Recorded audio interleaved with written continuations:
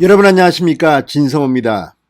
이재명 경기도지사가 대법원에서 선거법 무죄 판결을 받았을 때 상당히 대법원 분위기는 팽팽했습니다.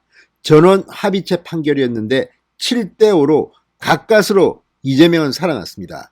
2심 판결대로였다면 이재명의 경기도지사직은 날아가고 대통령 출마도 불가능합니다. 그런데 그 중요한 대법원 판결에서 7대5의 아슬아슬한 박빙의 상황에서 이재명의 편을 들어준 사람이 권순일 당시 대법관이었습니다. 자, 7대5.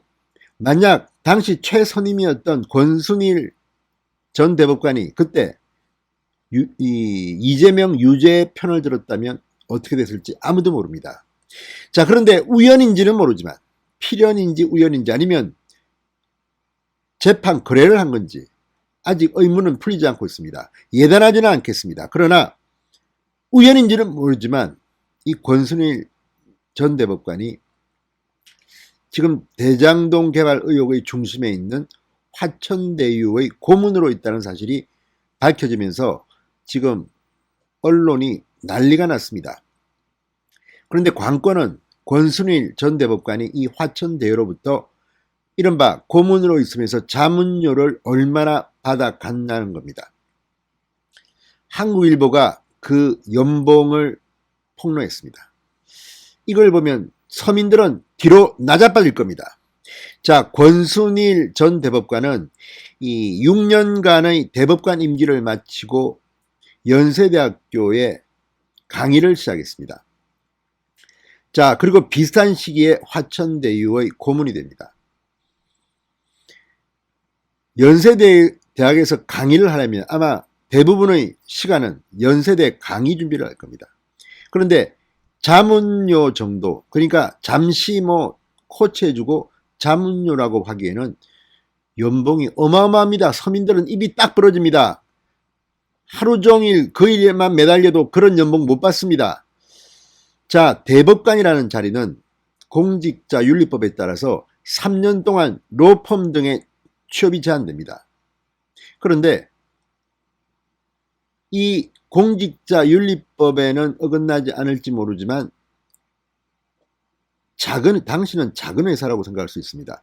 이 화천대유에 들어갔는데 어마어마한 연봉을 받습니다. 이거 어떻게 설명해야 될 겁니까? 법적으로 모르지만 도덕적으로 문제가 없습니까? 또 만에 하나 이재명 지사가 추진하는 그 대장동 개발 과정에서 가장 큰 혜택을, 알맹이를 쏙 빼먹은 그 대천화유에 고문으로 가서 어마어마한 자문료를 받은 것이 우연이라고 볼 수 있습니까? 물론 우연이라고 그 사람들은 주장하지만 국민들의 마음은 불편합니다. 도대체 무슨 일이 벌어지고 있는 걸까요?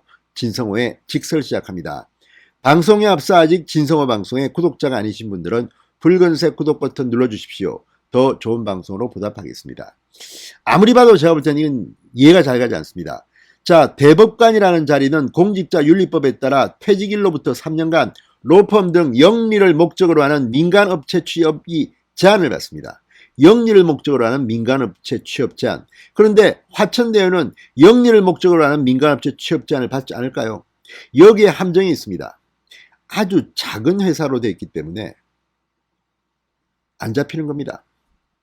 자, 공직자윤리법은 그냥 직원이 아니라 사회이사, 고문, 자문 등 직위, 직책, 계약 형식을 가리지 않고 그 대가를 받는 경우를 취업으로 봅니다. 그러니까 만약 화천대유가 이 민간업체 영역에 있었다면 취직이 불가능한 겁니다. 그런데 묘한 일이 벌어졌습니다. 자, 인사혁신처가 고시한 2020년도, 그러니까 지난해 권순일 대법관이 퇴직할 당시 퇴직공직자 취업심사 대상기관 16,002곳에 화천대유는 없었습니다. 고시 기준이 자본금 10억 원 이상이면서 연간 외형 거래액 100억 원 이상인 업체인데 화천대유는 자본금은 5천만 원입니다. 그러니까 이게 말이 안 되는 겁니다. 자, 이런 기준을 만든 이유는 다 있습니다. 이런 정도는 돼야지 대법관이 취직할 때 큰 돈을 준다는 것 때문에 아마 제안했을 겁니다. 그런데 화천대유는 자본금이 5천만 원인데 뭐 수백억대, 수천억대 배당금을 챙겼다는 말이 나옵니다. 이게 말이 됩니까? 자, 이 권순일 전 대법관, 자, 지난해 9월 퇴임했습니다. 그리고 두 달여 뒤 이 연세대 법학전문대학원 석좌교수로 이름을 올렸습니다. 그리고 지난 3월과 5월에는 법조윤리 특강도 맡았습니다. 강의까지 했습니다. 그러니까 연세대 법학전문대학원 석좌교수가 메인 잡인 셈입니다. 그런데 화천대유에 취업했다는 것은 사람들은 잘 몰랐을 겁니다. 비슷한 시기, 조금 한 달 좀 뒤일 겁니다, 아마. 권순일 전 대법관은 화천대유 고문을 맡습니다. 화천대유는 민주당 대선 후보인 이재명 지사가 성남시장 시절 추진한 대장동 개발사업 참여를 위해 만든 업체입니다. 자, 그런데 신생업체인 화천대유와 관계자들이 3년간 개발이익금 수천억 원을 배당받고 동시에 권순일 전 대법관 등 전직 고위 판검사 등을 고문 등으로 영입한 것은 좀 이상하지 않습니까, 여러분? 좀 이상합니다.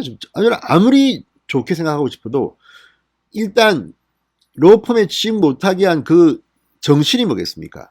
이런 고액의 돈을 받지 않고 후학 교육 같은 거 얼마나 좋습니까? 그런데 고문으로 들어갔습니다. 그런데 연봉이 어마어마했습니다.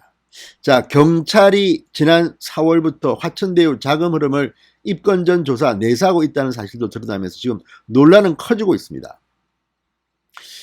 자, 권순일 전 대법관 고문을 맡기 바로 넉 달 전에 지난해 7월에 대법원 전원 합의체가 이재명 지사 공직선거법 위반 사건에 7대 5의 의견으로 무죄 판결할 때 권순일은 무죄 쪽에 섰습니다.